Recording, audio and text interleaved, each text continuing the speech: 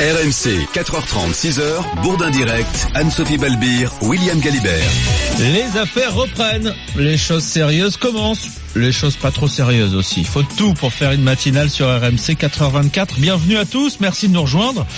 Merci pour votre fidélité. Merci d'avance aussi pour vos appels et votre participation au 32-16. On va faire l'autopsie d'une défaite, celle du PSG, mais on a aussi plein d'autres sujets à aborder tous ensemble pour démarrer ce jeudi 7 mars.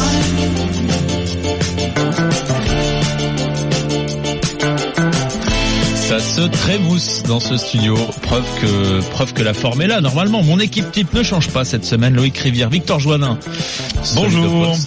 Et bonjour. Comment ça va? Pas mal. On attend Anne-Sophie Balbir qui se castagnise. Ceux qui connaissent comprendront. Voilà, soirée foot à la maison hier soir. Normalement, Victor, t'as pas eu trop de mal à dire au revoir aux gens, non? Les soirs de défaite, pour jouer à la console. Je les ai dégagés. À 23h, tout le monde dehors. Ah oui, bah oui, hein, c'est un peu compliqué sinon. Bon, sombre soirée du PSG ou le PSG qui sombre.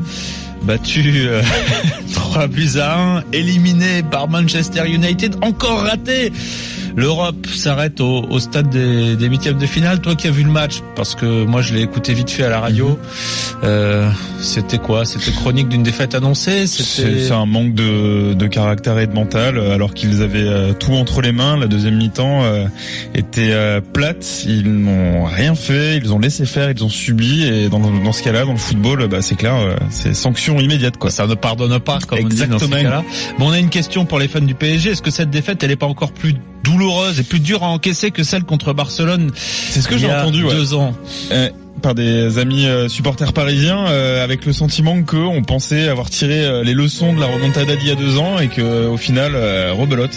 Donc ça fait encore plus mal. Vous nous le dites au 32-16 plus généralement, que ce soit supporter parisien ou simple amateur de foot. D'ailleurs, si vous avez jeté un coup d'œil à ce match, vous êtes les bienvenus sur l'antenne. On lit aussi vos messages ce matin sur la page Facebook Bourdin Direct et sur rmc.fr. Et puis autre question, on parle plus de foot là. J'ai vu que des radios du monde entier, au Canada et en Nouvelle-Zélande notamment, avaient décidé de boycotter Michael Jackson, interdit d'antenne à cause de nouvelles accusations de pédophilie. Franchement, est-ce que vous comprenez ce genre de décision? Est-ce que c'est pas un peu extrême? Est-ce qu'on n'est pas capable de séparer l'auteur de son œuvre? Surtout quand il est décédé depuis une dizaine d'années, et que a priori c'est pas la même chose que s'il était déjà encore prononcé à plusieurs reprises. Voilà. C'est un peu radical, ouais. C'est compliqué parce que ce n'est qu'un documentaire en réalité. Plus, qui fait beaucoup de bruit, c'est vrai, mais ce n'est qu'un documentaire. On le retire, Tiens, salut Anne-Sophie. Ça va? Salut. J'étais en train de boire. Excusez-moi. Qu'est-ce que tu bois ce matin? Oh, de l'eau. Bon, Michael Jackson retirer des antennes, ça te à choque? Cause d'un documentaire dans lequel il y avait des accusations d'abus sexuels. Ça te chagrine, ça t'étonne, tu comptes? Oui, ok, on a compris. Je sais rien. C'est vrai mais moi, par contre, je trouve que nous ne parlons pas assez de ce documentaire. C'est l'occasion aussi de l'évoquer. Il sera diffusé en France dans 2 semaines, je crois. Ça sera sur la 6. C'est vrai que si on devait enlever tous les salauds, si on devait supprimer l'œuvre de tous les salauds, non mais la question s'était posée pour Bertrand Cantat au moment de son retour sur le devant de la scène. Elle pourrait se poser pour plein de gens qui ont mal agi parfois dans la littérature, dans le monde de la musique. Oui, je trouve que l'œuvre artistique doit perdurer de la même manière du moment qu'on n'en fait pas la promotion toute la journée. C'était le cas pour Bertrand Cantat. Qu'est-ce que vous pensez de cette décision? Pas de radio française encore concernée. La preuve, c'est que nous, on le met. C'est pas un acte militant. C'est aussi pour aborder le sujet. Qu'est-ce que vous pensez de cette décision de ces radios, de ces antennes qui ont décidé de boycotter tout simplement Michael Jackson? Vous pouvez venir nous en parler au 32-16 ce matin. Dans l'actualité, on a aussi décidé de se poser et de vous poser une question. Comment est-ce qu'on en termine avec les pensions alimentaires impayées? Plus d'un tiers de ces pensions ne sont pas réglées correctement, parfois pas complètement, et parfois elles ne sont pas réglées du tout. Et la plupart, ce sont des femmes qui subissent ces impayés. Ce sont près de 500 000 enfants qui en subissent les conséquences au quotidien. Les recours en justice ne sont pas toujours efficaces. Est-ce que vous êtes confronté ou vous l'avez déjà été à ces situations? Quelles conséquences? Venez témoigner, partagez vos expériences au 3216 et sur rmc.fr. Dites-nous aussi, à votre avis, quelle serait la bonne solution? Faut-il, par exemple, prélever à la source ces pensions alimentaires pour éviter les impayés? On vous attend ce matin sur l'antenne d'RMC. Vous pouvez aussi venir réagir à ce qui est en train de se passer depuis plusieurs jours à Grenoble. Une marche blanche hier, mais entre deux flambées de violence. L'appel au calme des familles des deux jeunes décédés dans le quartier Mistral n'a pas vraiment été entendu. Encore hier soir, jet de pierre, de cocktails Molotov, voitures incendiées. Rappel des faits, Adam et Fatih ont été percutés par un bus. Ils étaient alors en pleine course-poursuite avec les forces de l'ordre. Le parquet parle d'un accident. Les jeunes de la cité accusent la police. Est-ce que ces accusations vous semblent injustes? Est-ce que vous craignez aussi un embrasement des banlieues? Là aussi, on en discute ensemble si vous le souhaitez. Puis, vous l'avez compris, on vous laisse de la place pour parler foot. Qu'est-ce qui manque au PSG pour devenir un grand d'Europe? Est-ce que la saison est fichue? Est-ce que cette équipe, telle qu'elle est construite, a encore de l'avenir? Vos avis, vos messages, on les relaye ce matin sur l'antenne d'RMC. RMC jusqu'à 6h, Bourdin Direct. Anne-Sophie Balbir, William Galibert. 4h39 sur RMC, et c'est vrai que ce sont en grande majorité des femmes qui sont concernées aujourd'hui. 35% des gens qui attendent une pension alimentaire sont victimes d'impayés. Ça représente plus de 300 000 personnes, 315 000 d'après les chiffres publiés dans une note du think tank Terra Nova. Alors si vous êtes concerné, que vous nous écoutez ce matin, n'hésitez pas à témoigner. On vous attend au 3216 sur ce sujet dont on parle peut-être trop peu. Pourtant, les conséquences sont ravageuses. Ces impayés plongent de nombreuses familles dans la précarité et pour ne rien arranger, les recours en justice n'aboutissent pas toujours, donc beaucoup se découragent. Aujourd'hui, des associations réclament un changement dans la législation. Le gouvernement se dit ouvert à un système de garantie, par exemple. Parce que clairement, aujourd'hui, le système actuel est défaillant. C'est ce que racontent les mères concernées et les associations. Nicolas Robert. Depuis maintenant 3 ans, Oksana, mère d'un garçon de 9 ans, ne reçoit plus un centime du père de l'enfant. 310 € mensuels que la justice lui avait pourtant accordés. Donc du coup, j'ai déposé plainte. J'ai contacté la CAF donc en 2016 pour monter un dossier donc de recouvrement. Et j'ai contacté un huissier français qui attendait de faire une saisie sur compte. Et là, on m'a dit clairement qu'il avait vidé ses comptes. Le père, résidant en France mais travaillant en Suisse, aurait organisé son insolvabilité.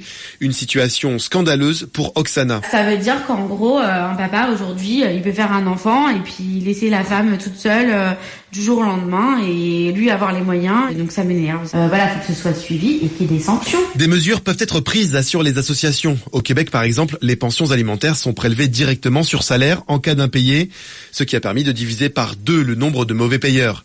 Il faut s'en inspirer, estime Stéphanie Lamy, cofondatrice du collectif Abandon de famille, Tolérance Zéro. Quand c'est un refus, c'est absolument une violence économique faite aux femmes et aux enfants, bien sûr. Et finalement, toutes les démarches administratives reposent sur la victime, que ce soit auprès des huissiers, auprès de la CAF, auprès de la justice, pour pouvoir recouvrer ces sommes-là.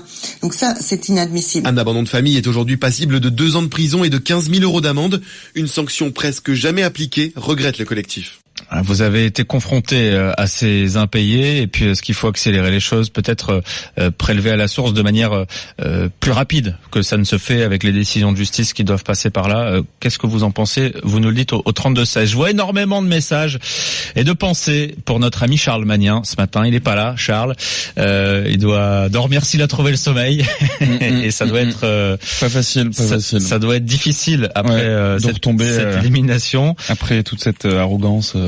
On va accueillir Florent dans quelques instants au 32-16, mais d'abord je vous propose le résumé de cette soirée cauchemar au Parc des Princes, comme si vous y étiez, avec l'équipe des sports d'RMC. Et l'ouverture du score à la 2e minute pour le Manchester face au Paris Saint-Germain. Le but de Verlaine pour l'égalisation du Paris Saint-Germain. Ok messieurs dames, on s'est planté dans les premières minutes, mais là on vient d'égaliser. C'était un visage de gagneur de la part de Mbappé. Ça y est, peut-être que la machine parisienne est lancée. Et le 2e but pour Manchester. Maintenant on a un but de l'élimination. Penalty pour Manchester. Voilà. Penalty pour Manchester à la 90e minute. Et c'est au fond. c'est terminé. Le Paris Saint-Germain est éliminé. C'est incroyable, c'est incredible. C'est fini pour le Paris Saint-Germain. Salut Florent. Bonjour Anne-Sophie, bonjour William, bonjour à toute l'équipe. Désolé Florent, on vous a peut-être remis le couteau dans la plaie avec ce petit résumé audio, mais c'était nécessaire peut-être de bien recontextualiser tout ça. Vous nous appelez de Neuilly-Plaisance, comment ça va ce matin ? Ça va très très mal. Bon, après ce n'est que du foot, vous allez me dire, mais honnêtement c'est la pire défaite du PSG depuis sa création, je pense. Pire que la remontada ? Ah oui, tout à fait. Parce qu'encore, la remontada, vous avez, comme, vous jouez contre une équipe de Barcelone à l'extérieur, Neymar, Messi, Suarez. Voilà, c'est plus compliqué. Là, vous avez joué contre une équipe bis, limite de coiffeur de Manchester. Oui, il y avait beaucoup d'absents du côté des Anglais, c'est vrai. Un joueur est rentré à la fin du match, c'était son premier match pro, me disait Julien Coudreau tout à l'heure. C'est quand même fou. Oui, c'est ça. La plupart des joueurs, ils avaient même pas fait 10 matchs de première ligue cette saison. Vous avez McTominay, vous aviez Fred. Voilà, vous avez des joueurs, mais on se demande qu'est-ce qu'ils ont fait. Et pour moi, ils ont eu peur. La première mi-temps était plus que correcte. Ils ont fait 30 bonnes minutes. Après le premier but, ils ont réussi à se relever. Mais on a senti que dès qu'ils sont revenus à la mi-temps, ils ont commencé à reculer. Et plus le temps avançait, plus Manchester prenait confiance. Et puis voilà, ce qui est arrivé. Qu'est-ce qu'il faut faire maintenant ? Concrètement, on va faire une remise en question totale de l'effectif, je pense. C'est pas de la faute malheureusement de Thomas Tuchel, parce qu'on a bien vu que c'était deux fautes. Ce sont des erreurs individuelles, mais et du côté de la direction, du côté des dirigeants. Depuis plusieurs années, ça va pas au niveau de la direction. On a bien vu. Le seul moment où ça allait correctement, c'est quand il y avait Ancelotti et Leonardo, concrètement. Mais on peut dire aussi que c'est la pire année du Paris Saint-Germain depuis l'ère Qatari, concrètement. Victor, si vous voulez dire un mot. C'est pas la faute de Thomas Tuchel, l'état d'esprit de l'équipe qui était déficient en deuxième mi-temps, c'est un peu à lui de le transmettre. Bien d'accord avec vous, mais il demande pas à Thiago Silva de reculer de 15 mètres à 20 minutes de la fin. À un moment donné, vous jouez contre une équipe de Manchester, c'est à vous d'avoir la possession de balle, de créer des occasions. Ils ont rien fait, Manchester, de tout le match. Ils ont tiré peut-être 2 fois. Bon, il a rien fait du match. C'est hallucinant. Florent, là il y a la déception de la défaite, c'est normal. Ça fait aussi partie de la vie des supporters. On peut pas accumuler les succès, sinon ils auraient aussi moins de goût, moins de sel. Les succès mais en Coupe d'Europe pour le Paris Saint-Germain. Mais là ça va être difficile de s'y remettre entre guillemets à cette saison, ou de s'intéresser d'une quelconque manière à la fin de cette saison. Ah oui, non, mais concrètement, de toute façon la saison elle est terminée. On sait très bien que le championnat est plié. On va affronter Nantes en demi-finale de Coupe de France. Bon, voilà, normalement, on devrait aller au bout. Mais la saison est complètement ratée. Comme je vous ai dit, c'est la pire saison depuis l'ère Qatari. Constat assez amer ce matin. Merci beaucoup, Florent, d'être venu. Et bonne journée quand même. Oui, bonne journée, Florent. Pensez à vous. Avec les collègues, les copains, la famille. Enfin, on sait que quand on est supporter et identifié comme tel, c'est parfois difficile les lendemains de défaite. Et moi qui suis supporter marseillais, je compatis à votre douleur, franchement, sincèrement. Pas facile. Non, vraiment. Merci beaucoup, Florent. À plus. Merci, continuez comme ça. Merci. Vous continuez si vous voulez passer dire un mot de ce match. Si le foot je le disais déjà hier, mais si le foot vous barbe un peu, libre à vous aussi de venir aborder d'autres sujets avec nous au 32-16. L'antenne est ouverte. Elle est forcément teintée de football ce matin parce que c'est aussi la grande actualité de la journée. Mais si vous avez autre chose à partager avec nous, d'autres sujets qui vous préoccupent ce matin, dont vous avez envie de parler et de mettre en avant, vous n'hésitez pas. Le 32-16 est tout à fait ouvert pour aborder toutes les questions que vous souhaitez. 4h47 sur RMC, les 3 grands titres de l'actualité. Une mère de famille et ses 2 filles de 12 et 16 ans sont mortes hier soir dans leur véhicule à Chantès en Isère entre Grenoble et Valence. C'est une grosse branche qui a écrasé leur voiture en raison probablement des vents violents. Mobilisation dans les prisons, réaction à l'agression de 2 surveillants mardi par un détenu radicalisé à Condé-sur-Sarthe dans l'Orne. Un appel au blocage est lancé à la maison d'arrêt de la santé à Paris à partir de 6h. Appel au blocage à Bois d'Arcy dans les Yvelines également. Et puis l'ONU réclame à la France une enquête approfondie sur les violences policières qui émaillent les manifestations gilets jaunes. Le gouvernement réplique et affirme ne pas avoir attendu la haut-commissaire aux droits de l'homme pour le faire.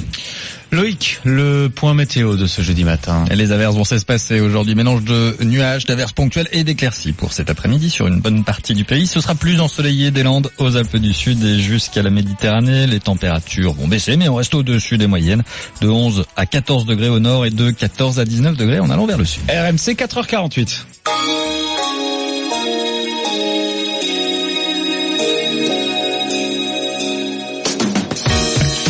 On en parlait il y a quelques minutes, ces pensions alimentaires. Comment faire face aux impayés? Que faut-il changer? Vous venez témoigner si vous êtes concerné au 32-16. Et puis vous pensiez peut-être que les taux de crédit étaient au plus bas.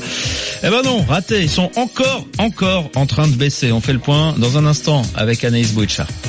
RMC, du pain quotidien. Du pain quotidien à 4h49 et peut-être que c'est encore le moment d'investir dans l'immobilier, encore plus le moment qu'il y a quelques mois, quelques années, parce que les taux de crédit qui étaient déjà extrêmement bas sont en chute libre depuis quelques jours. Anaïs. Des taux affichés exceptionnellement bas, ils égalent leur plancher record d'il y a 2 ans, 1,35% en moyenne sur un prêt de 15 ans, 1,55% brut hors assurance pour des crédits sur 20 ans. Ce sont les plus prisés en France. Plus d'un crédit sur 2 a une durée supérieure à 20 ans. Et puis si vous faites jouer la concurrence ou que vous avez un bon dossier, là vous serez davantage gagnant. Certains courtiers négocient des taux planchers à moins d'1% sur 20 ans, du jamais vu depuis les années 70. Alors Anaïs, comment expliquer une telle baisse ? Il faut savoir que les taux de crédit sont fixés par la Banque Centrale Européenne qui voit elle-même son taux directeur baisser. Il est actuellement à 0%. Ensuite, les investisseurs étrangers reprennent confiance dans notre pays, notamment face au mouvement des Gilets jaunes qui les avait fait fuir ces derniers mois, d'après meilleurtaux.com. Et puis les banques, elles, profitent de bonnes conditions de financement de la BCE et peuvent donc prêter à des taux plus avantageux. Une excellente nouvelle d'ailleurs pour les banques.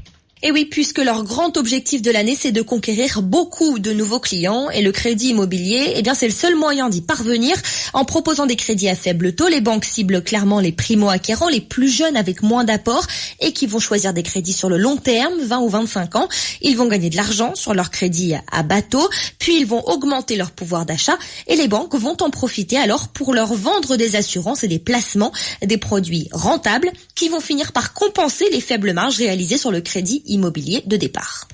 Et normalement, ces taux bas devraient durer puisque la Banque européenne ne prévoit pas de modifier son taux directeur. En clair, ça veut dire qu'il n'y aura pas vraiment de conséquences sur les taux d'intérêt pour les banques françaises. Ces taux extrêmement bas vont donc perdurer. Il est 4h51 sur RMC. RMC, 4h30, 6h, Bourdin Direct, Anne-Sophie Balbir, William Galibert. Et c'est Michael qu'on accueille sur RMC. Michael à Marseille. Bonjour. Oui, bonjour. Bon, je crois que la matinée commence bien là pour vous, non? Ouais, oui et non, c'est quand même que le français, quoi. Oui. Il y a des supporters de Marseille raisonnables, on le montrait aussi avec Victor. On va dire ça, après j'ai pas pleuré non plus, quoi. Oui. J'ai vu le match hier et disons que je pensais que Paris allait se qualifier vu la première mi-temps. Ouais. Et en seconde mi-temps, j'ai l'impression qu'ils se croyaient déjà qualifiés. Ils jouaient à la baballe, ou lui d'avancer le clou, marquer un deuxième but directement. Ils ont préféré attendre et voilà, ils ont payé cash contre Manchester, même si c'est un manque, un manque d'implication qui vous a frappé hier soir. Moi, j'ai eu l'impression qu'ils avaient peur de gagner. Bien sûr. Ça, je pense aussi que les joueurs qu'il y a, j'ai pas l'impression que ils ont un amour du club en fait. Ouais. J'ai pas l'impression il manque un petit quelque chose. Il manque, je parle comme en 91, à 93, même à l'époque de Saint-Etienne, de la grande équipe de Saint-Etienne, il y avait un amour du maillot. Ils l'ont pas. Il manque ce petit truc. Manchester, ils ont joué avec leurs hommes. Dès qu'ils pouvaient enfoncer le coup, ils l'enfonçaient. C'est ce qui manque, je pense, à Paris. Ça, et bien sûr, une ferveur, supporters qui poussent les début à la fin. Le parc hier, deuxième mi-temps, il était vide. Enfin, j'ai pas l'impression que ça poussait. Et donc voilà, quoi. C'est des petits détails, je pense, qui font la différence à ce niveau-là. Ouais. Effectivement. On se rabat sur quoi pour la fin de saison, pour s'enthousiasmer un peu pour le foot, Michael, sur les espoirs de l'OM pour remonter? La seule chose qu'il en reste, c'est battre Marseille. Ouais. C'est ça. C'est bientôt en plus le match au parc. voilà, et la Coupe de France, c'est tout. C'est rien d'autre. Et pour vous alors, et pour vous le fan marseillais, c'est quoi la fin de saison foot? C'est l'espoir de remonter un petit peu comme on l'a vu ces dernières semaines? Déjà on a trouvé un bon système. Un 4-4-2, je pense qu'il va bien. Les petits jeunes, Lopez et Sanson à la récupération vont très bien. Voilà, oui, c'est bien terminé la saison maintenant. Il ne reste que le championnat. À part Paris et Lyon, le reste des équipes, on doit les battre. Donc voilà, contre Lyon, ça va être difficile. Et contre Paris, c'est pratiquement impossible. Bon, il va falloir enfoncer le clou au parc. Voilà. Par contre, oui. Il va falloir profiter peut-être de cette défaite pour aller enfoncer le clou au Parc des Princes bientôt. On va voir dans quel état d'esprit ils sont. J'espère. Faudra pas essuyer la revanche parisienne. C'est ça le risque, c'est qu'ils ont envie de se venger. Merci beaucoup, Michael. Merci de nous avoir appelé ce matin. Juste un petit truc. Une petite dédicace supporter parisien. Une remontada en anglais, ça dit démontada. Oh, bon, c'est pas très fin, ça, Michael. Désolé. Allez, à bientôt. À bientôt. Merci beaucoup pour le coup de fil. Il est 4h54. Un petit tour de table. Tiens, on commence avec toi, Loïc. 200 km de randonnée pour un malvoyant. Il s'appelle David. C'est un sportif accompli, très actif, ancien capitaine de l'équipe de France de CC Foot, du football adapté pour les pratiquants malvoyants. Alors David s'était lancé de Carcassonne il y a déjà quelques jours, c'était le 22 février, pour un nouveau défi à le relier Saint-Gaudens, donc à pied d'ici samedi, un trek de 213 km. Alors si on va tout droit, si on ne se perd pas, c'est bien le souci. David est parti seul, sans GPS, seules des pages de braille lui servent de feuille de route. Laisser le pont à droite, traverser le hameau, continuer, faut pas se planter. C'est compliqué, parfois il tourne en rond, mais il est sur la bonne voie. Là, il dort sous sa tente, près des Pyrénées. David veut surtout prouver qu'il suffit d'y croire. Ça, c'est important, ça peut aider les joueurs du PSG, mentalement. Il suffit d'y croire pour y arriver. C'est le message qu'on va retenir ce matin. Anne-Sophie, quoi? La grasse mat, ça serait mauvais pour la santé? Oui. Bon, en même temps, nous, on connaît, moi, le week-end, je connais pas la grasse mat. Ah bon? Ah bah non, j'y arrive pas, hein. Ah oui, mais bon, j'y arrive. Bon, allez. Il n'est pas question que je me lève à minuit le samedi. En fait, il dort du vendredi au lundi. C'est le résultat d'une récente étude publiée dans une revue américaine. La grasse matinée serait contre-productive et perturberait l'organisme. En effet, dormir davantage les jours de repos retarderait la sécrétion de mélatonine dans le cerveau, l'hormone du sommeil, et diminuerait notre sensibilité à l'insuline, une autre hormone qui sert à réguler le taux de sucre dans le sang.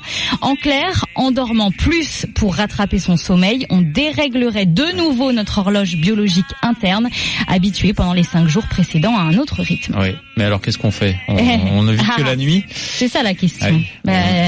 Chacun doit trouver son équilibre. Personnellement, souvent été surpris de me réveiller plus fatigué alors que j'ai dormi 2 fois plus que la veille. Mais ça arrive très souvent. Étonnant, mais ouais. Et puis Victor, on l'évoquait un petit peu tout à l'heure, et d'ailleurs on vous posait la question à vous aussi qui nous écoutez. Michael Jackson, donc cette décision de censurer les titres de Michael Jackson. Oui, c'est la décision radicale d'un groupe québécois qui contrôle 22 stations de radio, mais c'est aussi le cas pour des radios néo-zélandaises. Le porte-parole du groupe québécois explique que ils sont attentifs aux commentaires de leurs auditeurs. Et en fait, c'est un documentaire qui était diffusé au Québec, au Canada, et qui sera diffusé bientôt en France, qui a créé ces réactions. Ce documentaire s'appelle Living Neverland, Quitter Neverland, le ranch de Michael Jackson. Un documentaire qui accuse à nouveau le roi de la pop d'agression sexuelle, avec le témoignage de 2 hommes qui étaient mineurs à l'époque. Sachez qu'en France, le CSA a été saisi par 70 signalements, donc avant même la diffusion du documentaire, et c'est ce que nous rapporte le Parisien. Je vois que Fritz sur rmc.fr est choqué que l'on ait dit tout à l'heure qu'on n'était pas nous forcément très favorables tous ici à cette censure ou le fait qu'il soit blacklisté. Il nous dit les bras m'en tombent, vous défendez des artistes avec des accusations de pédophilie, et il fait un peu la comparaison avec les actes pédophiles dans l'église.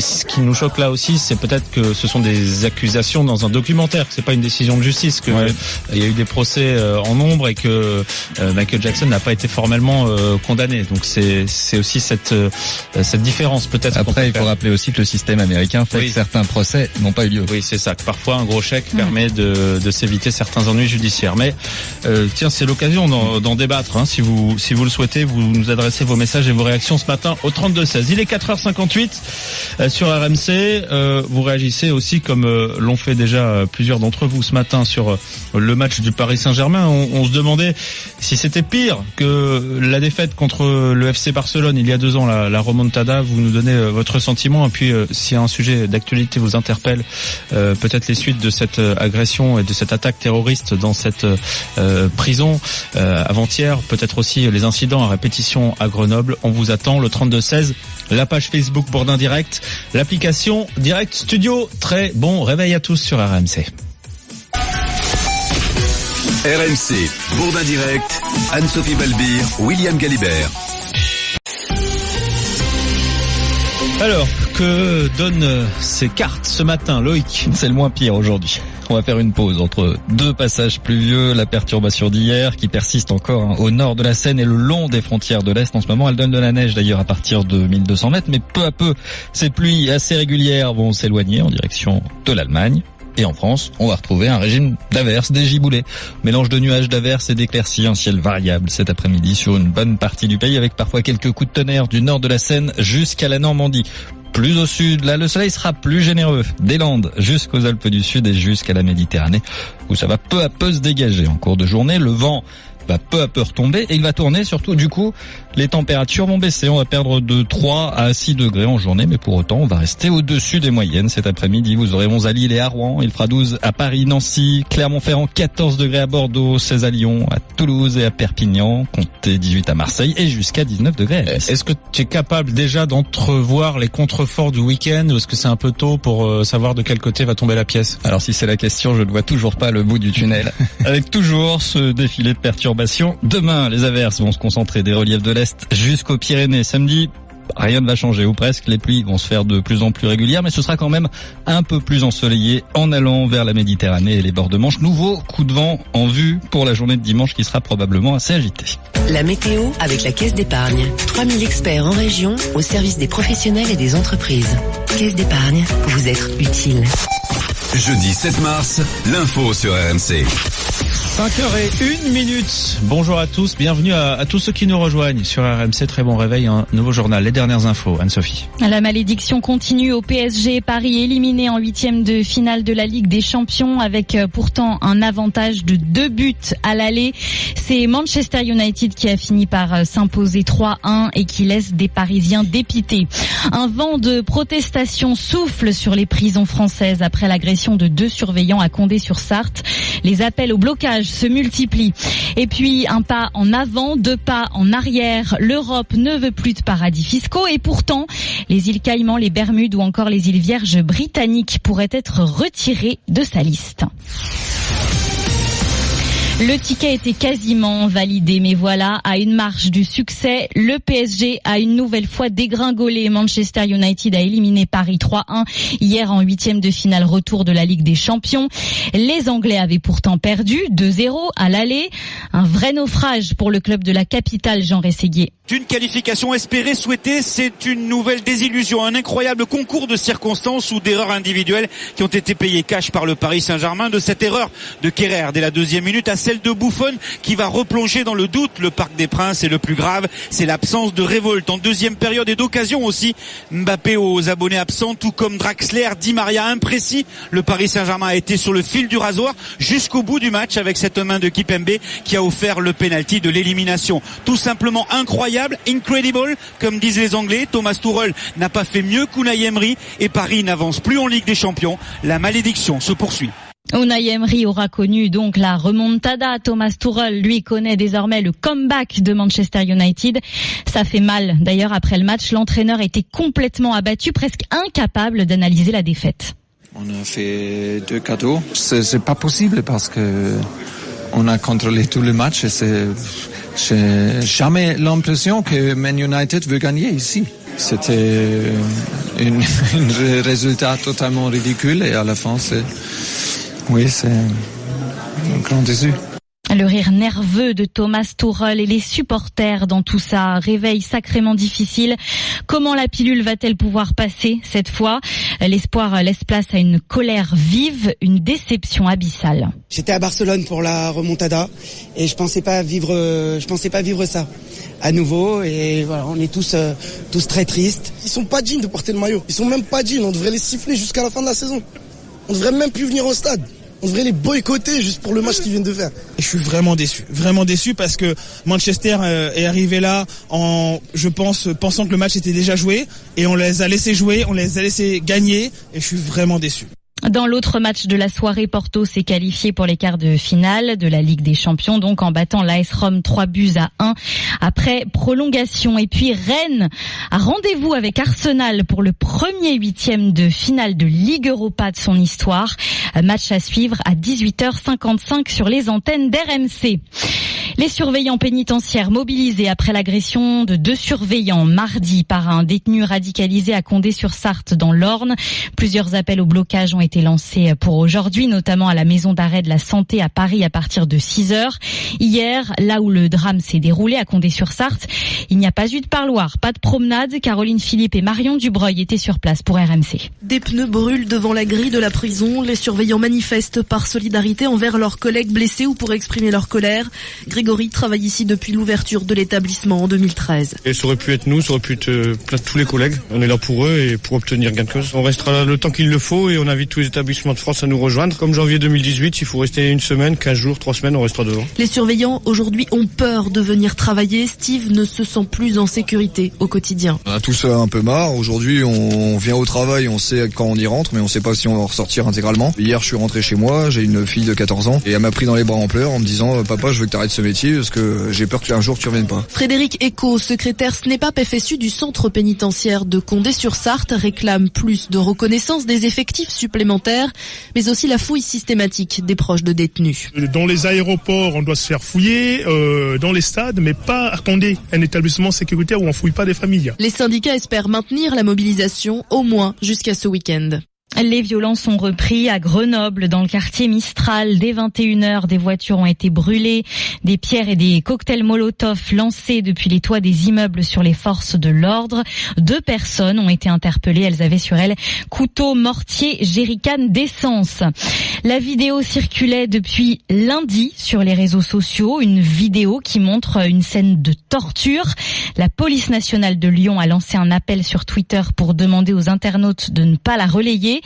Le signalement a pu être fait grâce à un homme qui, en téléphonant au 17, a affirmé avoir reconnu l'un de ses amis se faire poignarder. Gladys Lafitte. On y voit d'abord un homme torse nu, debout, frappé à coups de poing et de couteau par 3 personnes, le visage découvert. Puis les agresseurs s'en prennent à un deuxième homme déjà au sol, inanimé. Ils le rouent de coups et lui lacèrent le visage avec un couteau. Tout autour de lui, le sol est recouvert de sang. Des images choquantes, probablement tournées dans un squat. L'homme grièvement blessé est retrouvé mort par la police. Un Algérien de 28 ans vivant dans la région depuis 3 ans, condamné plusieurs fois pour vol et violence. La deuxième victime, elle, est toujours recherchée, tout comme les agresseurs.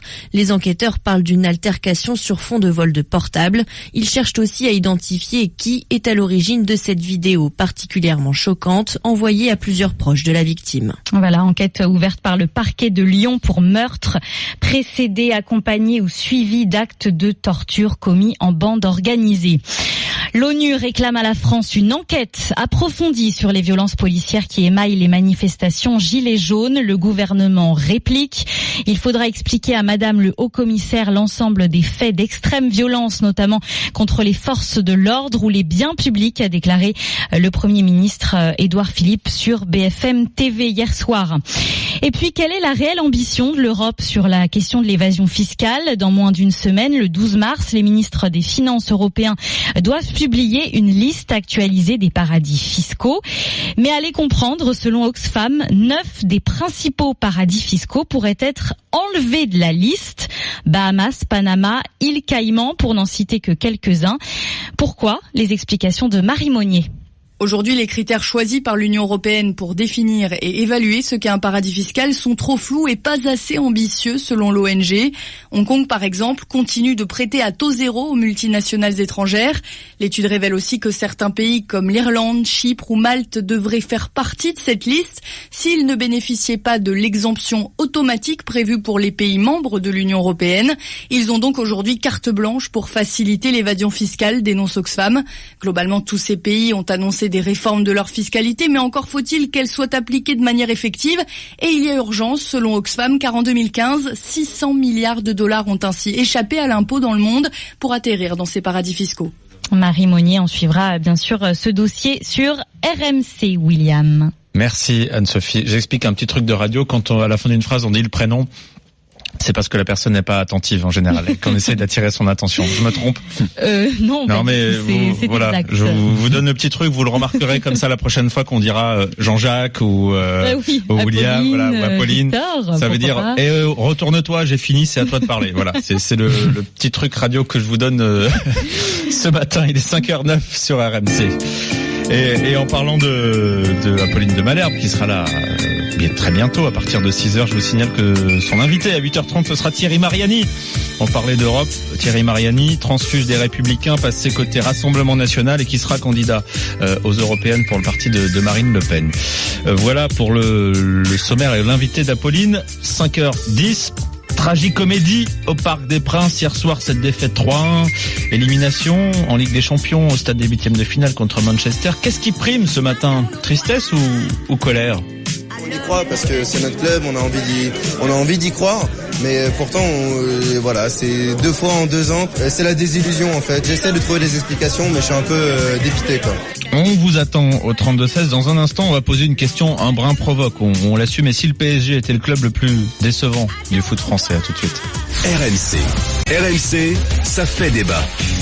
Ça fait débat, il est 5h11 sur RMC. Et ce matin, petite parenthèse dans vos propositions de loi citoyenne, puisqu'on va revenir sur l'élimination cauchemardesque du PSG avec cette question. Victor Joannin, Paris est-il le club le plus décevant de l'histoire du foot français? Beaucoup d'émotions, on l'entend ce matin, on va tâcher de rester factuel et de répondre à cette question en chiffres. 0, comme le nombre de fois où ça s'était produit avant. Jamais une équipe n'avait été éliminée malgré une victoire 2-0 à l'extérieur à l'aller. Paris rentre donc dans l'histoire de la Ligue des Champions, mais de la pire des façons. Et ça, les supporters comme Bastien ont beaucoup de mal à l'accepter. J'ai du mal un peu à comprendre en fait pourquoi est-ce que mentalement on craque en fait dans les gros matchs comme ça en Ligue des Champions, alors qu'à côté en Ligue 1 on marche sur tout le monde. Nous supporters on nous vend beaucoup de rêves de la part du club. Nous forcément on y croit parce que c'est notre club, on a envie d'y croire, mais pourtant voilà, c'est 2 fois en 2 ans qu'on se fait complètement c'est la désillusion en fait. J'essaie de trouver des explications, mais je suis un peu dépité quoi. 1,8 milliard d'euros, c'est la somme investie dans le club depuis le rachat par les Qataris en 2011. Depuis, le PSG écrase la France de tout son poids. 5 titres de champion et autant de coupes de la Ligue, 4 coupes de France. Mais sur la scène européenne, rien. Le PSG reste même bloqué au niveau des 8e de finale depuis 3 ans. Indigne pour un club de son standing qui prétend rivaliser avec les meilleurs. De quoi énerver notre consultant Jérôme Bretagne, ancien joueur du club de la capitale. Ils ont la main mise sur le match, ils méritent même de mener à la mi-temps. C'est un scénario incroyable. Par contre, sur la deuxième mi-temps, il se passe plus rien. Caca dans la culotte. Quand c'est dur, il n'y a plus rien. Et le haut niveau, c'est quoi? C'est le caractère que vous mettez ensemble pour aller arracher des résultats. Parce que là, il fallait aller arracher une qualif. C'est une désillusion énorme. La remise en question de tout le monde, elle doit se faire. Et la fin de saison, elle va être très longue. 2 mois et demi, c'est le temps qui nous sépare de la fin de la saison. Et effectivement, ça va être très long pour les supporters parisiens. Et on les attend, ces supporters parisiens, si vous souhaitez passer au 32-16. Mais il n'y a pas que le foot dans la vie, il y a aussi ce que vous vivez, tout simplement, ce que vous vivez en ce moment. Par exemple, pour ceux qui sont debout, on va accueillir Nicolas au 32-16. Salut Nicolas. Bonjour tout le monde. Salut Nicolas. Ah, il a la pêche. Pas supporter parisien, clairement, Nico, je pense. Oh non, moi les Parisiens, ça fait du bien. C'est terminé. On n'en parle plus, merci, au revoir. Bon, allez hop, c'est fait. On passe à autre chose. Non, c'est bon, j'en peux plus. Mbappé ceci, Mbappé cela, Neymar, blabla, qui arrive en 8e piste. Merci, Bon, au revoir. je pense que c'est aussi l'avis de pas mal de gens qui nous écoutent. Il faut aussi savoir ça. Vous êtes sur la route, Nicolas, ce matin? Vous êtes où, là? Exact. Là, je suis un petit peu avant Orange. Je vais en direction de chez le grand chef. Ah, vous descendez dans le Midi, comme dit la chanson, dans le Gard. Peut-être qu'en passant la limite du département, je gagnerai une machine à café. Non, c'est ça. Il y a des capsules qui traînent au bord de la route, normalement. Vous rappeler plus tard. Je garderai l'œil ouvert. Vous suivez les capsules. Ça a été agité. C'est agité cette nuit, sur la route, notamment quelques orages, je crois. Oui, orage. Mais un bel orage depuis Vienne, au moins. C'est impressionnant. Du genre qui vous fait un peu flipper, qui vous fait un peu ralentir, ou? L'orage en lui-même, non. Par contre, il y avait des vents violents jusqu'à Valence. Ouais. Et là, je vois juste l'orage à l'horizon, c'est impressionnant et ça n'arrête pas. Tu confirmes, tu confirmes. Oui, je confirme. Oui, mais tu peux nous en dire plus? C'est la remontada du vent mort, en ce moment, dans la vallée du Rhône. Oui. Un vent jusqu'à 120 km/h du côté du Ventoux, notamment. On dépasse facilement les 100 km/h sur ce secteur, ce qui provoque beaucoup d'instabilité. Avec l'humidité, on a donc ces orages violents, localisés, mais on les sent passer. Matinée électrique, c'est aussi, c'est un peu effrayant, mais c'est joli à voir aussi, parfois, au loin, Nicolas, sur la route, j'imagine. C'est très très joli. Il y en a un qui a pété pas très très loin tout à l'heure, ça a ébloui sur le coup, hein. Ah. Mais sinon. C'est pas un radar, c'est un orage. Ça, c'est déjà ça. Exact. Bon. Ça a drôle. J'ai fait un flop avec Nicolas. Merci beaucoup, Nicolas, pour ce petit bonjour. Je peux me permettre de rajouter, concernant le sujet de Michael Jackson, dont je ne suis pas fan, sérieusement, mais je trouve que c'est un petit peu facile, là, depuis qu'il est mort, ceci, cela, mais il est plus là pour se défendre, et, oh là là, ça n'arrête pas, c'est chiant aussi, ça. Bientôt, on va apprendre que Johnny, il a fait des trucs, et bon, on saura jamais la vérité, au final. Merci pour nous donner votre sentiment sur le sujet. Il est cash, Nicolas, il parle cash. C'est bien. On adore. C'est ça qu'on aime. C'est ça qu'on aime. Bonne route. C'est réciproque. Si vous voyez Jean-Jacques Bourdin, je sais pas trop où il est localisé en ce moment, mais si vous le croisez, vous lui demandez une machine et puis vous lui passez bonjour de notre part. Voilà. Bah écoutez, si je le croise sur le bord de l'autoroute, on sait jamais. Celle-là est drôle. Merci Nicolas. À bientôt. Amitié à vous. À bientôt au 32-16. Vous n'hésitez pas à nous passer un petit bonjour comme Nicolas si vous voulez égayer cette antenne et notre matinée par la même occasion. Il est 5h17 sur RMC, les 3 grands titres de l'actualité. Le PSG éliminé de la Ligue des Champions, 3-1 face à Manchester United en 8e. De son côté, Porto se qualifie pour les quarts. Victoire 3-1 face à l'AS Rome. Tragique accident en Isère hier soir sur la route dans la commune de Chantès entre Valence et Grenoble. Une mère de famille et ses 2 filles de 12 et 16 ans ont été tuées dans leur véhicule. Une grosse branche d'arbre a écrasé la voiture en raison probablement des vents violents. Et puis soirée étendue à Grenoble, voiture incendiée, pierres et cocktails Molotov lancés sur les forces de l'ordre. Cela fait suite à la mort de 2 jeunes à scooter samedi lors d'une course-poursuite avec la police. Une marche blanche était organisée hier pour leur rendre hommage.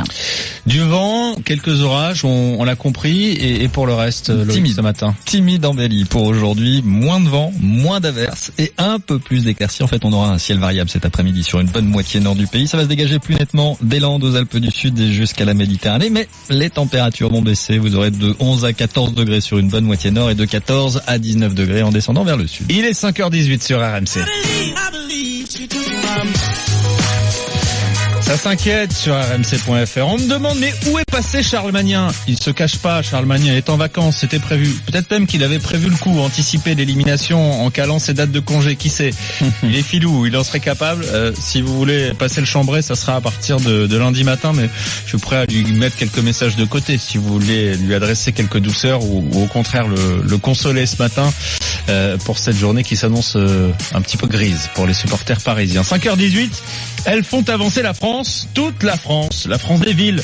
la France des campagnes, portrait de femmes à suivre. Victor Joannin à la baguette sur RMC. RMC. Vous avez été plus de 25 000 à déposer vos propositions de loi pour faire avancer la France. Maintenant, c'est à vous de voter sur rmc.fr pour déterminer 30 propositions que Jean-Jacques Bourdin ira remettre à ceux qui nous gouvernent. Pouvoir d'achat, fiscalité, réforme des institutions, urgence climatique, services publics. Défendez vos propositions sur rmc.fr. RMC, c'est là que ça se passe. RMC au 732-16, 75 centimes par envoi plus prix du SMS. RMC, semaine des droits des femmes. Elles font avancer la France.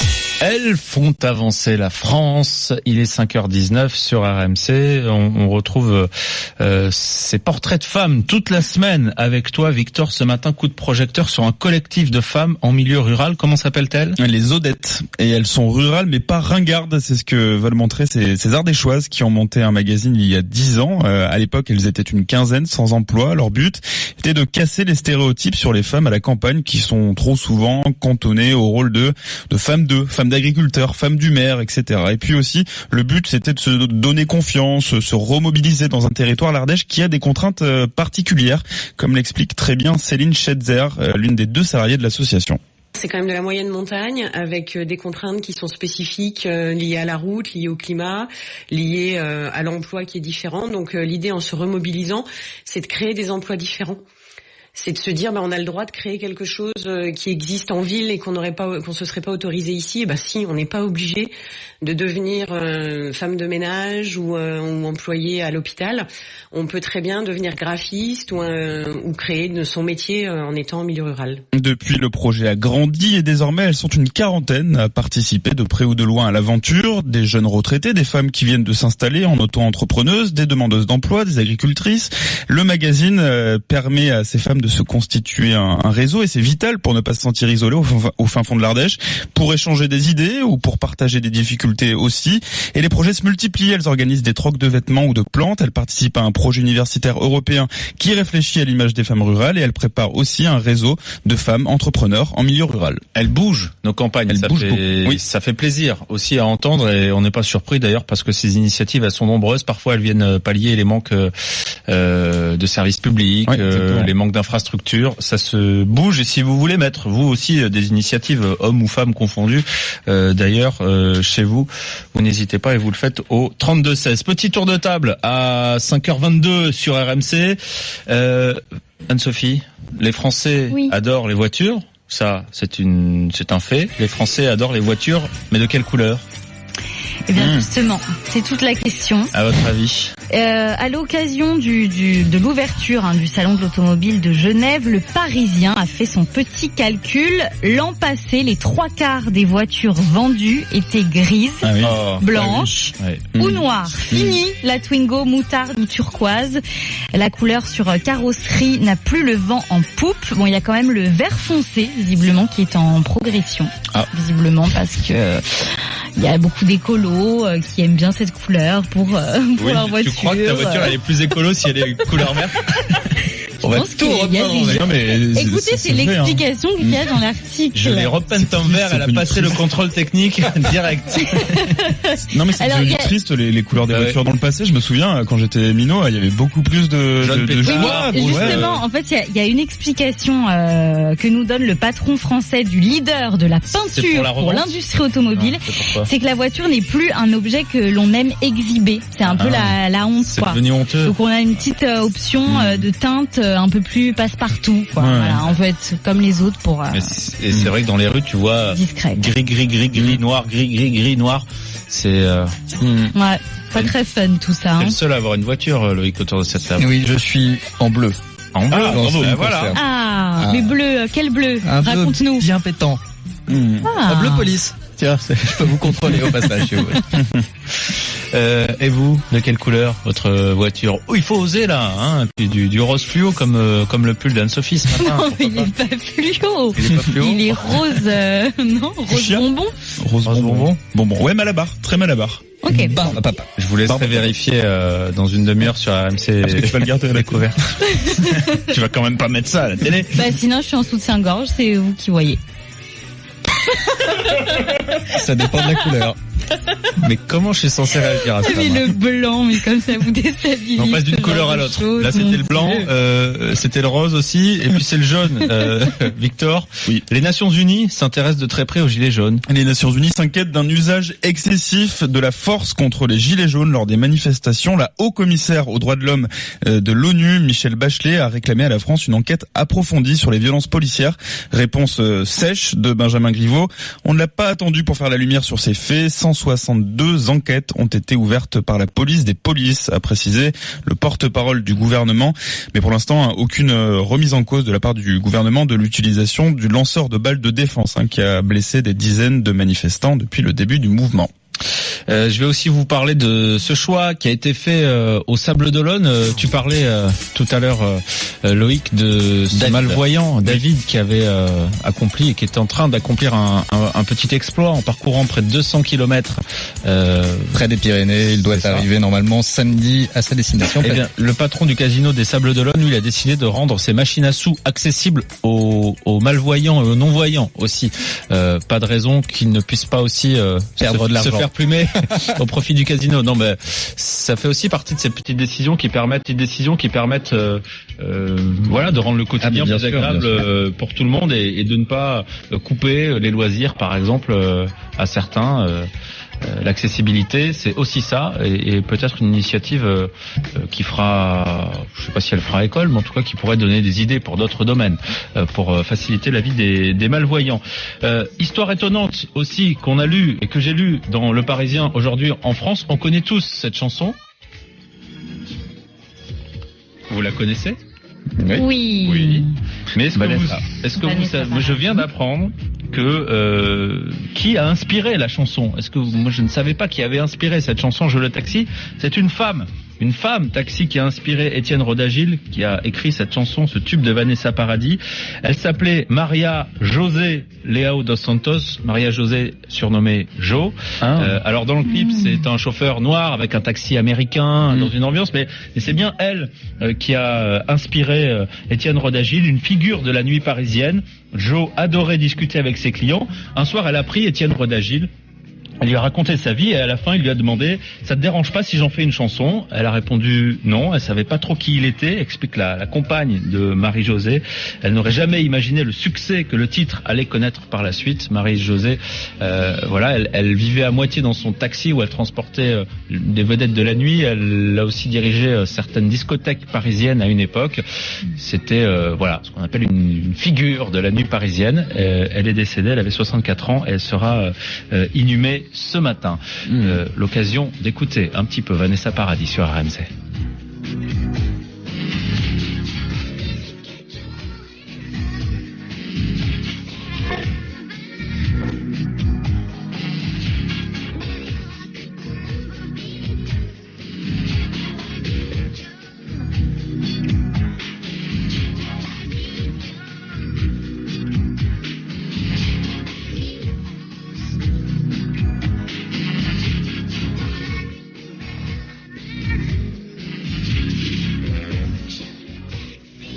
Victor, si tu veux chanter, ouvre ton micro. Alors, j'ai du respect pour les auditeurs, je ne saurais pas ça. Pas de candidat? Non. Une fois, deux fois, trois fois. J'amènerai mon saxo un matin si vous voulez. Vendu. 5h28 sur RMC. On se réveille avec Vanessa Paradis. La pluie aussi hier sur Paris. Et la foudre sur le Parc des Princes. Est-ce que cette défaite n'est pas encore plus douloureuse que la fameuse remontada du Barça 3-1 pour Manchester hier soir? Élimination. Vous nous donnez votre sentiment au 32-16. On parle aussi depuis ce matin des pensions alimentaires. Comment régler le problème des impayés? Vos idées, vos témoignages aussi si vous y avez été confrontés. On vous attend ce matin sur RMC. Merci d'être avec nous. RMC jusqu'à 6h, Bourdeaux Direct. Anne-Sophie Balbir, William Galibert. Il est 5h41 sur RMC. Salut Simon. Good morning everyone. Monsieur Dutin, jamais à l'abri d'un petit brin piquant comme tu viens de le faire avec ce salut en anglais. Parce que faut savoir rester humble, penser aussi à ceux qui sont tristes ce matin. Avant de t'entendre et de creuser cette défaite, on va faire le résumé de la soirée cauchemar du PSG, comme si vous y étiez avec l'équipe des sports RMC. Et l'ouverture du score. Et l'ouverture du score à la 2e minute pour le Manchester face au Paris Saint-Germain. Le but de Bernat pour l'égalisation du Paris Saint-Germain. Ok messieurs dames, on s'est planté. Mais là on vient d'égaliser. C'était un visage de gagneur de la part de Mbappé. Ça y est, peut-être que la machine parisienne est lancée. Et le 2e but pour Manchester. Maintenant on est à un but de l'élimination. Penalty pour Manchester. Voilà. Penalty pour Manchester à la 90e minute. Et c'est au fond. C'est terminé. Le Paris Saint-Germain est éliminé. C'est incroyable. C'est incredible. C'est fini pour le Paris Saint-Germain. Oui, c'est terminé. Simon, la question qu'on se posait, qu'on a posée aussi à ceux qui nous écoutent ce matin, est-ce que cette défaite finalement, elle n'est pas quasiment pire que cette fameuse triste soirée au Camp Nou contre le FC Barcelone, la remontada?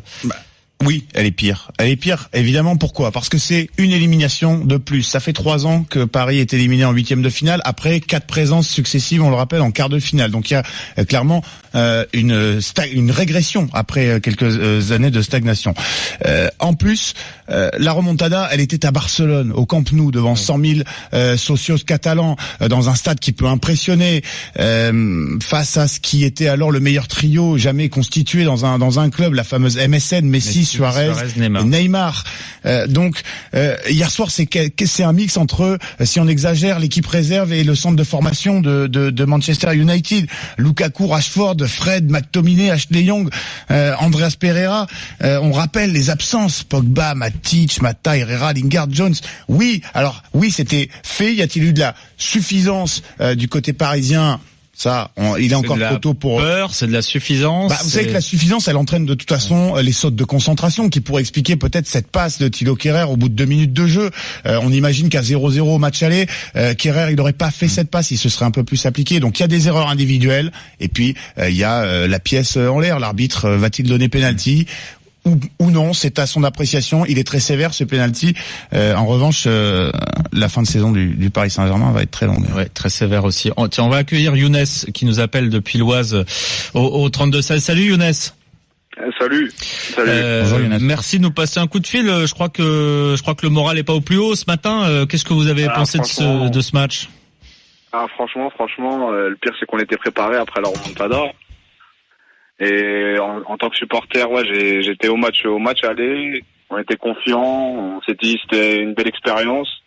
Et arrivé là au match retour, encore une désillusion au même endroit. Le problème, on disait, c'est quoi? C'est plutôt la suffisance, un manque de mental dans ces grandes opportunités. C'est quoi? C'est un manque de mental parce que l'argent ils l'ont, les joueurs ils les ont. Et après c'est le mental, hein.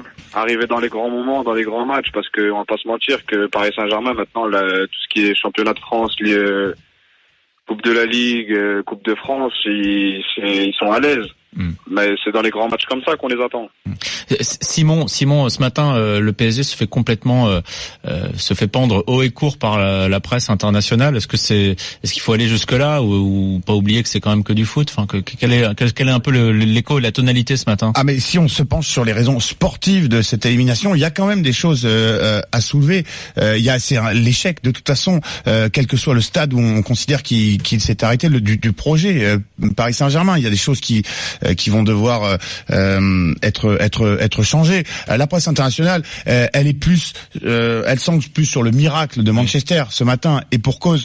Mais en France, vous me posiez la question de savoir si c'était plus grave que la remontada. C'est la une de l'équipe, hein, si je ne m'abuse, encore pire ou quelque chose comme ça. Du côté du Parisien, on relève, on parle d'un colosse en papier au mental de moineau. Les mots sont très forts tout de même, mais c'est vrai que cette malédiction, il faut bien lui trouver des explications. Et le domaine mental, je sais pas si notre auditeur sera d'accord avec nous, mais la dimension mentale, elle va évidemment arriver comme la première des explications. Younes, c'est là-dessus qu'il faut bosser en priorité. Bien sûr, c'est ça, c'est le mental. Que quand vous voyez que c'est Neymar qui est, c'est bizarre, toujours absent dans les mêmes moments, il a pas le mental pour assumer tout ça. Ce qu'il aurait fallu, c'est un gars au mental comme Cristiano Ronaldo. Oui, bon après il y a des parts de blessures qui poussent son équipe vers l'avant. C'est d'un joueur comme ça qu'ils ont besoin. Comme quand il y avait Ibrahimovic. Ibrahimovic c'était une grosse gueule et tout, mais des fois il avait des positions qu'il faut dans une équipe. Une personne comme ça. Même si de son temps le PSG ne franchissait pas non plus ses plafonds jusqu'au dernier carré en Ligue des Champions notamment. Non, ils n'ont pas franchi, mais ils ont été jusqu'en quart. Ouais. C'est vrai qu'on peut s'interroger sur l'absence de leader. C'est vrai que des mecs comme Zlatan ou Thiago Motta n'ont pas été remplacés, mais un Buffon fautif hier sur le deuxième but est venu à Paris pour ça, pour rassurer justement. Dani Alves était venu à Paris pour ça, pour rassurer, pour encadrer les coéquipiers. Le problème c'est que ça marche lorsque les performances sur le terrain sont irréprochables. Mais hier Buffon, il se met dans le trou tout seul parce que cette erreur, lui qui rêve par-dessus tout de gagner la Ligue des Champions, elle va le poursuivre pendant un moment.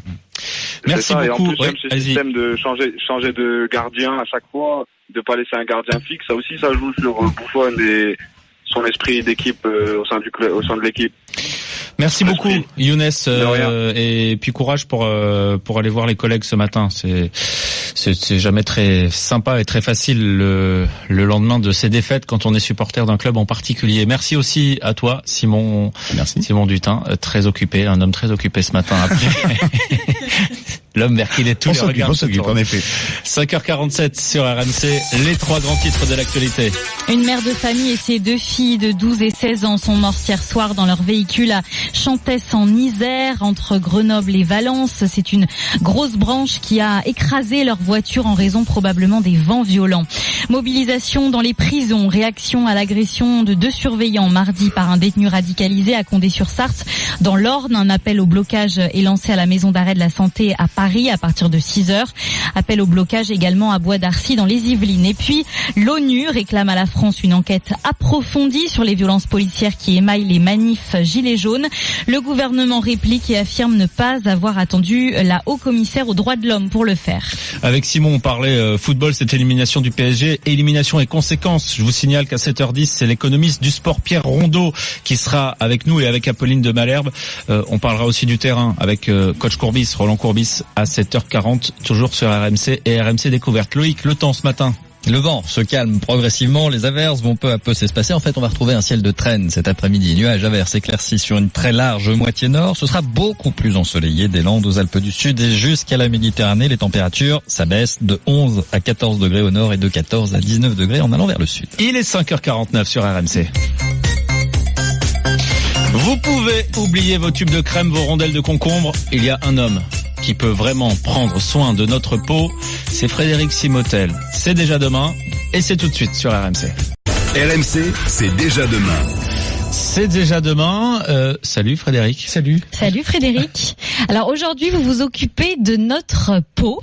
Vous avez la solution pour vieillir moins vite, enfin en tout cas au moins en apparence. Bien, venez nous voir sur RMC Découverte. Vous allez voir comme nous avons l'air jeunes avec la peau. C'est le groupe L'Oréal qui travaille dessus, mais qui a des études et des laboratoires très sérieux. Ils ont étudié plus de 6000 images dans leur base de données, recensant différents types de peau. Alors c'est le grain de peau, et autour de ça, ils ont tout un tas de critères. Ils ont calculé la taille des poches sous les yeux, la profondeur des rides.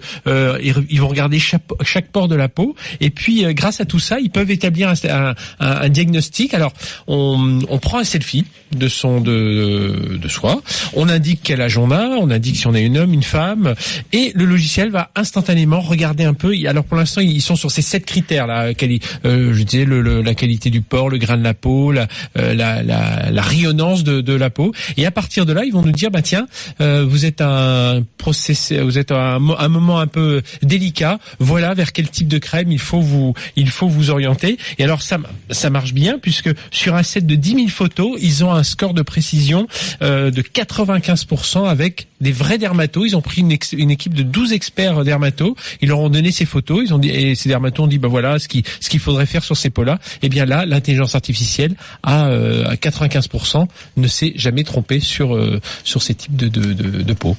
Une autre innovation que tu nous présentes ce matin, beaucoup plus pointue, c'est un système de bio-impression. Ça veut dire quoi? Ouais, c'est très impressionnant. Alors, on connaît déjà les impressions 3D qui, à partir de cellules à la peau, vont créer une peau artificielle que l'on va ensuite greffer sur une plaie, sur un brûlé ou quelqu'un qui a une plaie assez importante. Là, c'était vraiment une nouvelle technologie.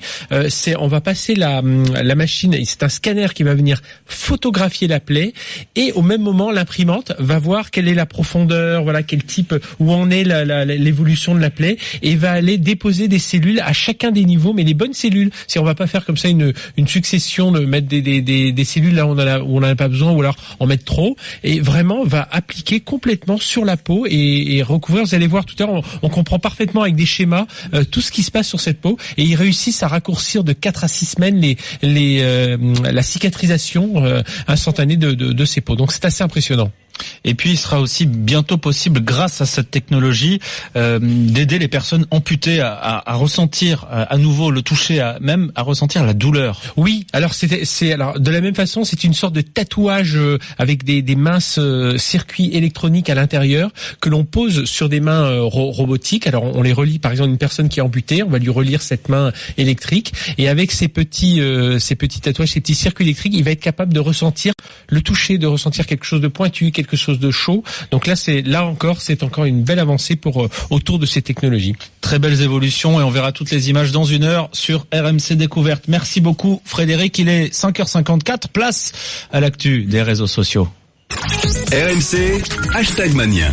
#Joannin. Ce matin, l'actu des réseaux sociaux avec toi Victor, et ce matin, t'as pas résisté à aller voir un peu les réactions après la défaite du PSG contre Manchester. C'est officiel, les Parisiens sont en car CAR, en bus, si vous voulez, retour à la maison après cette élimination. Petite blague sur Twitter. Un autre supporter annonce qu'il se met en arrêt maladie pendant 6 mois. De quoi envisager avec angoisse les prochaines campagnes européennes. L'année prochaine, on gagnera 8-0 à Munich et on prendra 9-1 au retour au parc, prédit cet internaute désabusé. Une photo tourne beaucoup. On y voit Thiago Silva et Mbappé, les yeux rivés sur la pelouse. Je suis sûr qu'elle est tombée par là, dit l'un. De quoi, demande l'autre. Ma fierté. Les internautes décidément très inspirés, les joueurs du PSG en prennent pour leur grade. Ce n'étaient pas des crampons qu'avait enfilé Mbappé, c'était des palmes. Le président du club aussi, Nasser El Khelaifi, est visé. Allô Nasser, c'est Raymond. Raymond qui? Raymond Tada. Excellent. Et pour finir, bravo à cet internaute qui a deviné le bon score avant le match sur Twitter avec le nom des buteurs. Bravo à lui et avis aux amis parieurs. C'est du véridique? Ouais, non, c'est vrai. Franchement, avec la capture d'écran, je vous la montrerai tout à l'heure. Il a posté son tweet à 20h32, donc avant le match, avec le nom des buteurs quasiment à la minute près en plus, incroyable. Et il a déjà parié il a déjà pronostiqué pour le match de Lyon contre le Barça la semaine prochaine, 2-2 avec un but décisif de Memphis Depay à la 83e minute. On verra. Tu serais prêt à mettre un petit billet? Non, moi je ne parie pas, mais... Allez. On n'est pas sûr. Et puis toi, c'est tout bénef. Hier, je suppose que quand on accueille les copains à la maison, il reste toujours quelques bières, quelques pizzas avant de partir. Elles sont dans mon sac. Je partagerai. Pizza froide le matin, c'est délicieux. Bon. Franchement, ouais. Bah oui. C'est sérieux. On adore. T'aurais pu en ramener, Victor. Merci beaucoup, Victor. Il est 5h55. Vous réagissez forcément à ce match. On va beaucoup en parler ce matin au 32-16 avec vous et aussi avec nos experts foot, RMC, Roland Courbis notamment, et puis Pierre Rondeau, économiste du sport, qui sera avec nous. Vous réagissez aussi à l'actualité plus large si vous le souhaitez. Thierry Mariani, candidat du Rassemblement National aux Européennes, et l'invité d'Apolline de Malherbe ce matin à 8h30. Si vous avez des questions à relayer, là aussi, vous êtes les bienvenus sur l'antenne d'RMC. À tout de suite.